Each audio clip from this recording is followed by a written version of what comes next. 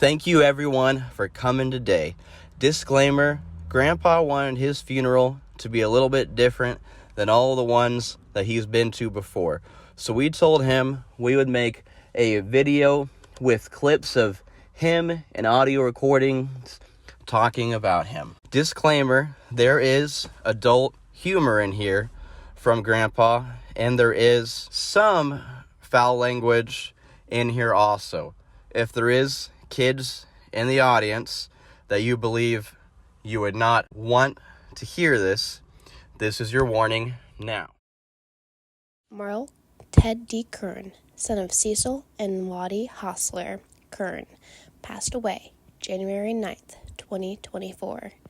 Ted was born June 8th, 1934, in the family home near Denison in Jackson County, Kansas. Ted was a brick mason and owned and operated Merle Kern Masonry for 25 years, and then owned Kern's Topsoil for 20 plus years before retiring. He always had a project in mind, so he never really retired. Ted married Dolores Carolyn Morlock Kern. She survives, as well as two sons, Creston Roberta Kern and Galen Kern, daughter-in-law Terry, and grandchildren Jesse Kern, Cassidy Kern, and Jody Kern. His sisters, Lee Collins and June Ducello, also survive. He was preceded in death by his son, Nick Kern, who passed away in September of 2023. His brothers, Don, Bob, Sam, and sister, Thelma Whitesell. Ted was the definition of orneriness. He loved to pull jokes and pranks on people. One of his favorites was putting Velcro on the top of his car and on the bottom of his coffee thermos. He loved watching people drive up and let them tell him he left his coffee on top of his car. They would run up to the car to find out the thermos was attached to the car. Ted was out on the strip, Kearney Street in Springfield, Missouri, with his wife's family. He was hanging out with his brother-in-law, Dennis. Dennis wanted to race Ted. So when the light turned green, the race was on. Unknown to both of them, a state trooper saw them and turned on his lights. Luckily, they were close to home, so they took off for home. Dennis waited for the state trooper in the driveway while Merle ran in the house and took his shoes off and sat back on the easy chair. The state trooper walked to the front door and yelled, "Get your shoes on! You can't fool me!" He sure knew how to entertain himself. How Ted Met Carolyn, written by Carolyn. We met in March of 1957. I had come to Denison, Kansas with my cousin to aid my aunt as she needed some help because of an arm injury. I was from Springfield, Missouri. Ted worked for my uncle, Jesse Slavins, as a brick mason. He heard that Uncle Jesse's niece was at Jesse's and that she was an attractive blonde. Ted just happened to have car trouble with his 1957 Golden Hawk Studebaker right in front of Jesse's house. I asked my aunt, who was the guy having car trouble, and she said, "That is Ted Kern, who works for Jesse. I really liked his car."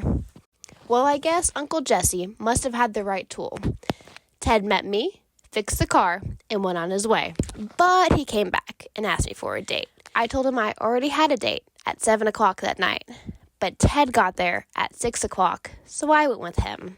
Uncle Jesse told the other guy I left with Ted Kern. We saw the musical Oklahoma on our first date at the movies. On our date, I wore white gloves. That was a style in the 50s. I thought every girl wore white gloves and matching shoes. Ted's brother said Ted was going with a prissy girl from Missouri. We dated for about 4 months. Ted was always breaking $100 bills on our dates. That changed when we got married. We were married June 28th, 1957, at Stillwell, Oklahoma. On our 50th wedding anniversary, Ted told me that his car was not broke. There's Grandpa playing with his spinner. Here's some. I think Tuesdays were Grandpa's favorite day of the week in these last couple of years because Roger would come to town on Tuesdays and stop by Grandpa's and see him, and Grandpa would always have a fun project or something for them to work on together. And Grandpa always loved having that to look forward to on Tuesdays. He said, let's all have a cup of coffee first. That girl's just right down with him. They want no big friend. You cracked this up, you know. He did that. He put that screw in this thing. Hey, you know, I found my I drill. told him not to do that. Found your drill? Well, Grandpa was always proud about Galen. If you ever seen Galen, you'll notice he's a little bit thin. You know why he's a little bit thin? Because he's been working so hard for Grandpa for his entire life. I've picked up Galen and he's helped me out. He outworks me every single time. Just a couple weeks ago, we went and picked up brush and he got on his knees and just kept throwing and throwing and throwing brush. And I couldn't believe it. I mean, I was exhausted. I said, Galen, we gotta stop. And that's how he's been, helping Grandpa for his entire life, no matter projects, just wearing himself out and working extremely hard for Grandpa and helping others and having a good time. And Grandpa always loved being able to have Galen around and just being able to do everything he could with his son Galen. yeah, she would. Whoa. Over here or something. Oh, okay, Dad. Merle loved shooting Blue Rock. He had a Winchester Model 12. If you know anything about a Model 12, it was the best shotgun of the 1950s of a pump action. The reason we don't have it here on display is the funeral home really doesn't like 4 boxes of ammunition next to a shotgun that you can load right up. So instead, we have an old non-functioning shotgun next to it, and you can see his awards for winning state in the 60s, and he had a room full of awards from all the shoots he ran. He could break 100 out of 100 at trap, and he loved trap. And I know he loved teaching Preston how to shoot, and he loved teaching me how to shoot. One of the favorite stories he would tell me about shooting was one of his buddies. They'd go buy a really nice high-end shotgun, and they'd only be able to break 22 out of 25. And then they'd hand this shotgun to Ted. And Ted, well, he'd break 25 out of 25 with it every time. And then they really didn't have much to say after that. They just kind of quit talking to Ted about whose shotgun was better. What's this leg scene? I don't know what that is. It's kind of strange. It's a little bit dirty. They're just going to throw them in the trash. What are you going to do with those? You can't see him, Grandpa.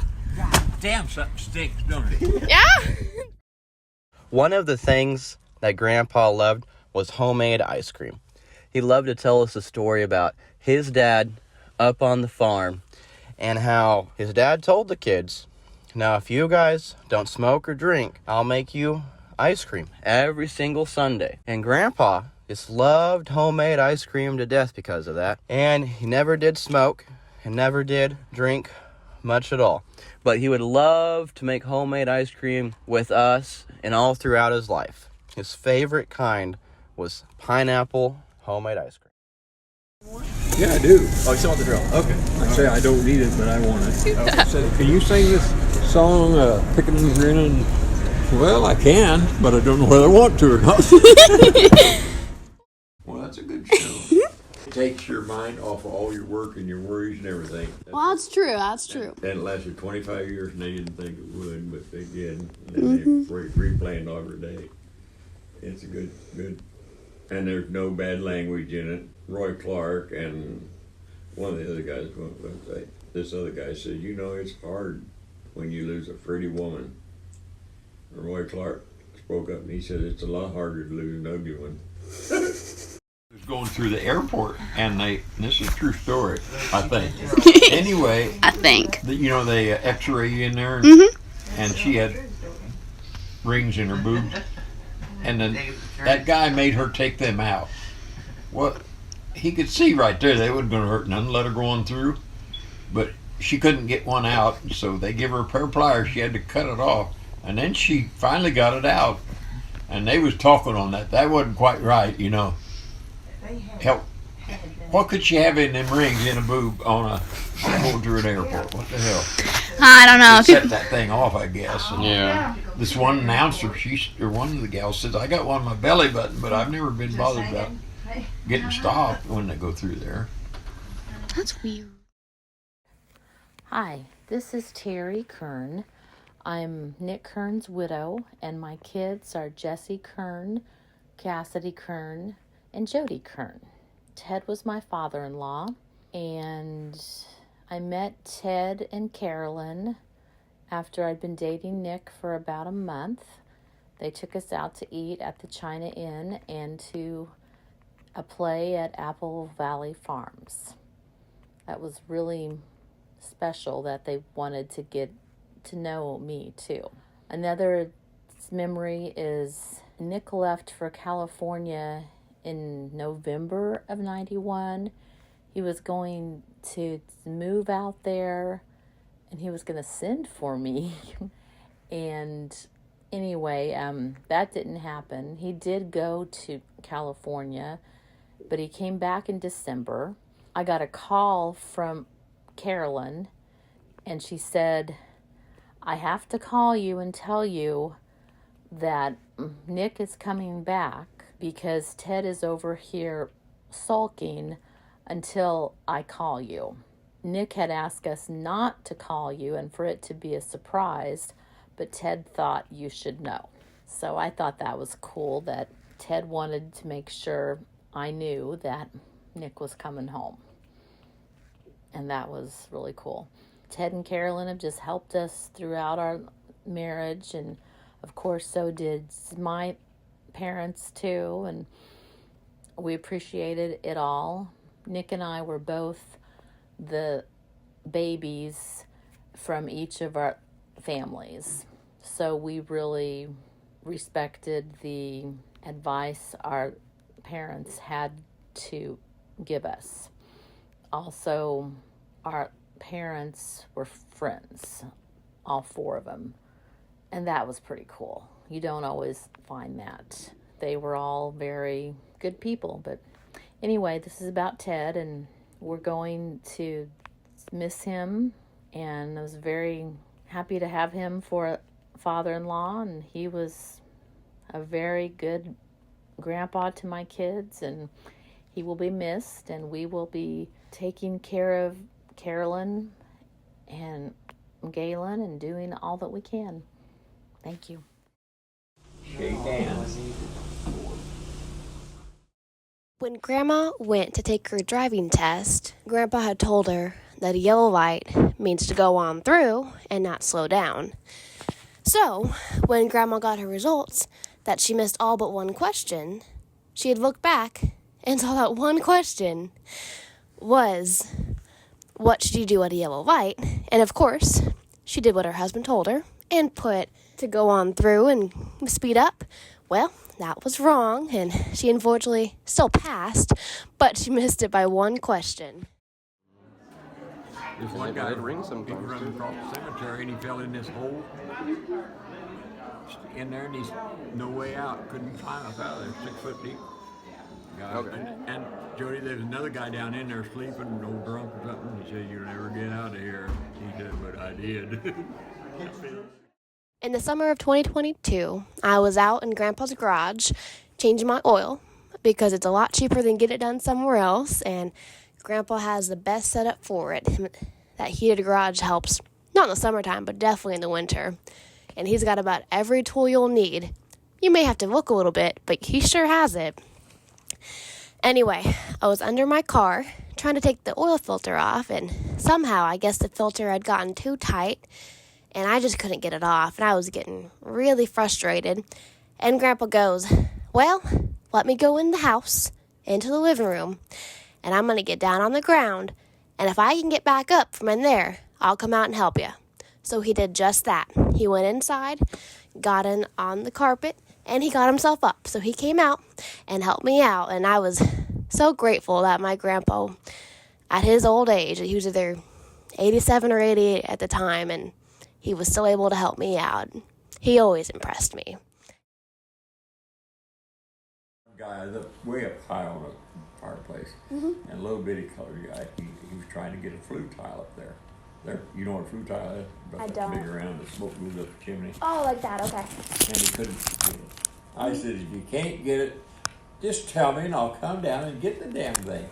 He says, Merle, if I can't get it, there ain't no need you coming down here. I wasn't going down anyway. No, I want it either. So finally, I said, well, here, take this rope and tie it around it, and I'll pull it up, and you come up along and guide it up this ladder. And boy, that's what we done then.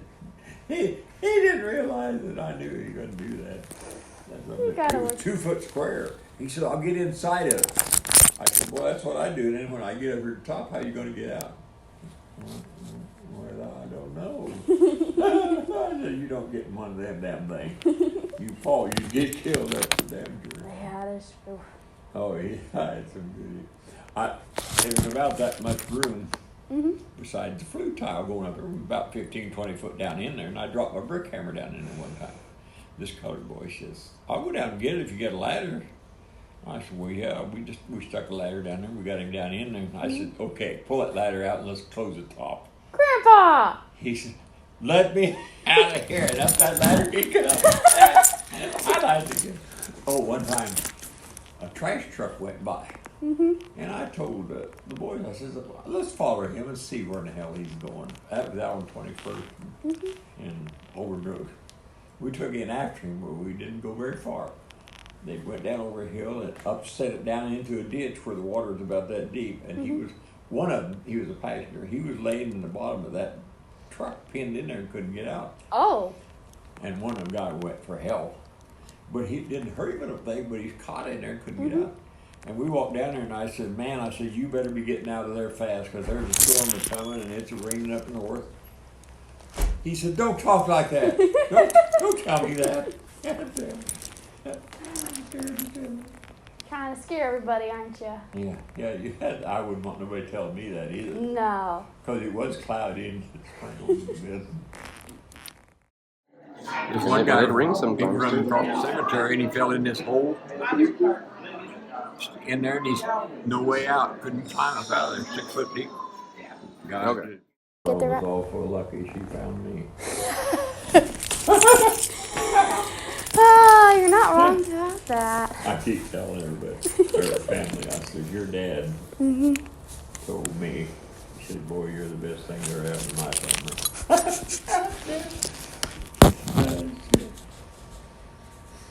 Sure are full, but sometime, aren't you? I'm a little bit full of it. I'd rather be that way and be so sober that nobody likes you know. Yeah, I understand that. My health always liked me because I was close sitting all the time. Damn funny stuff. I'm scared up here anyway. That son of a bitch is flying along here like this, Jesse. Pretty soon, and it pulled my head down here down to my knees, and I took my hand to push my head back up. That's how much force she put against me, and I was in the back seat. I thought, bullshit, get me down. Grandpa was always proud of his sons. One of the favorite stories he would like to tell about Creston is how when he was 8 years old, he helped build the post office off of Adams. He helped lay the brick for that post office. I believe Creston moved 50,000 pounds of brick. And how Creston did this was with a Ford 8-in tractor. And on the back of it had a set of forks on it that would slide into the tongs, and Creston would have to cross the street and go back and forth and back and forth. And if you've ever driven an 8-in tractor, this is no easy task for an 8-year-old.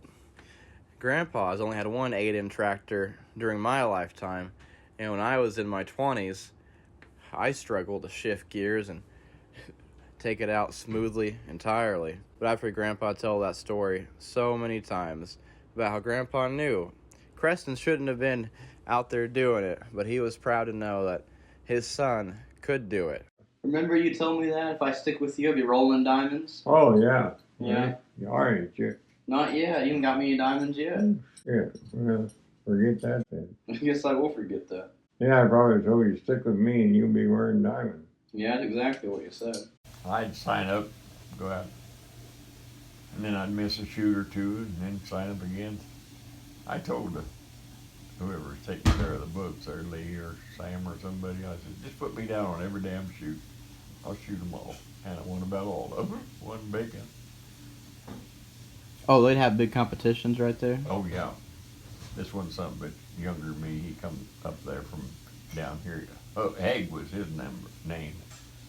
And he loaded some powerful shells. Well, we tied out there on the line 16 yards. He said, let's back up. And Dad was there pulling the lever. Well, hell, he wanted to back clear up out in the road another 50 feet or so we did. And he shot first, missed. Boy, that damn gun just made the damnedest noise. You could tell he was overloaded with powder, you know. And I had Federals, brand new one, and I shot and broke it. God damn, they thought that was pretty good. Me lighter shells and broke the target and he missed. But it was his idea going clear to hell back out in the road. Because normally it's 16 yards, right? 16, yeah. Yeah. 16, I guess, I don't know, it's 78. It goes clear up to 27 on regular shoots.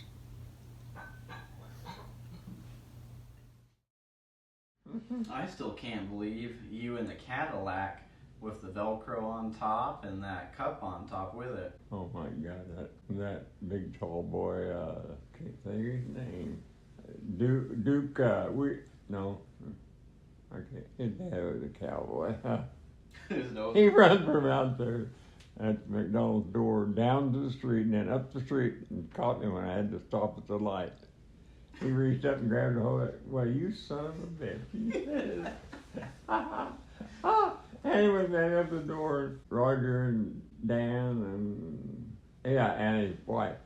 They were standing there, and Roger said, he got you that time, didn't he? He said, he sure as hell did. That Velcro will hold her on. I don't think it won't. You know, I think you should have got a sponsorship from Velcro.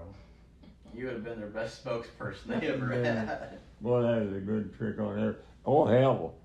Croco Road, you know where that is, 30th and Croco. Yeah. That guy pulled out behind me, and he followed me all the way to where Pepsi Cola is, and then pulled up beside me. He said, you know you got your third ball in the house, or on your car?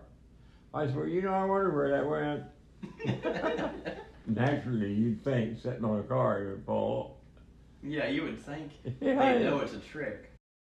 Doctor come out, and he said, seen him the next day, he said, I got bad news, I got worse news. Archie says, well, what's the bad news? He said, well, you're going to die.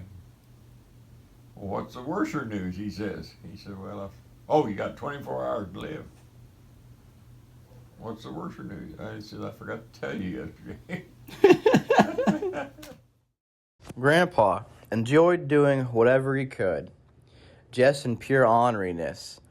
There'd be at times and he'd be in the shop and he'd have people around him. Could be his brothers or just some of his friends, and they'd be in the wintertime. They'd have that fire going good.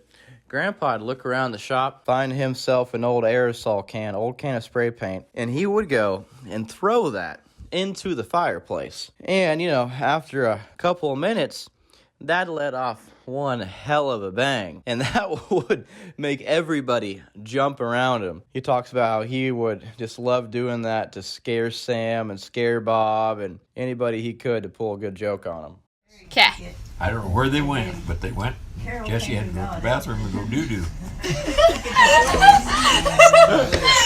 Anyway, Cressy stood outside for a while. He said, damn, he ought to be a-coming. I think it will be. We're He said, I thought, well, I better go in and check on him. see how it works. And he said, I went in there, feelings about it, and but I had here's what to say, Cressy said. He you had don't. shit everywhere, all over him. And you know what the funny part is? What's that? He was 17 years old. What do you think, Jeffy? Grandpa loved to pull jokes on people.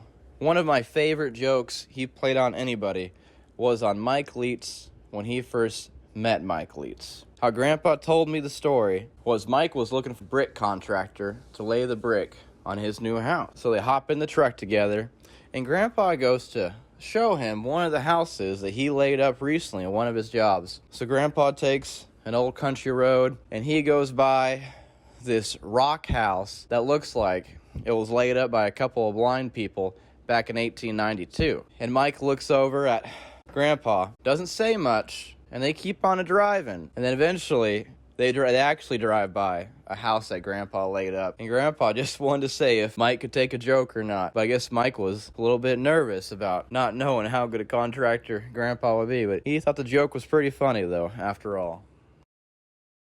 You'll never know, Jody. Hop on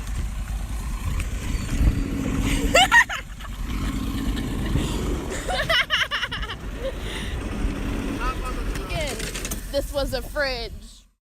Another story that Grandpa always loved to tell was about the day he saved his brother Don's life. Uncle Don was a mechanic for part of his career, and one day Grandpa just stopped by to see Don, and Don rolled out from under this big old Plymouth that was all up on jacks. And when he rolled out from this Plymouth, every single jack split straight down the middle. And I don't know if you've seen those old-time jacks that are made out of weak, thin metal, and they don't look anything like modern jack stands, but they all split down the middle. And the only reason that Don came out from under that vehicle was Grandpa just showed up to talk to him. And the very next day, the boss had all brand new jacks for Don to work with. But Grandpa, I think he was always so happy he stopped by today, because Don was one of the brothers that when Grandpa first moved out on his own, he lived in some shared housing when he was laying brick with Don. Hey. Now, how do you do that, Grandpa? What? How do you turn your lights on? Well, I talk to it. No, do it. Lights on. Just go on a paper. Grandpa loved his neighbor Hugo. I don't know exactly how they met, but with talking to Hugo, Grandpa didn't quite know that Hugo could do all that he could, and Hugo was helping him out, and Hugo's like, no, let me. And Grandpa was like, no, you can't do that. And then Hugo did it, and Grandpa was like, oh, well, you can do all that. Well, heck. And hopefully Hugo doesn't regret it, because Hugo has been a big part of our lives since then and helped us out so much. We have enjoyed him so much, being able to fix cars and everything. Grandpa knows that he calls Hugo. He'll be here and he will help, and he just is so fond of him. Everybody gotta have it, right? Everybody will have it. Jimmy Christmas. I don't have to use. To wrap up today, thank you everyone for coming out. If you weren't individually mentioned in this video, I apologize. I know there's a story somewhere about you and Grandpa's life that I didn't get to learn or that I couldn't remember in the moment to be able to record. Thank you all for being a part of Grandpa's life and all of our lives here today.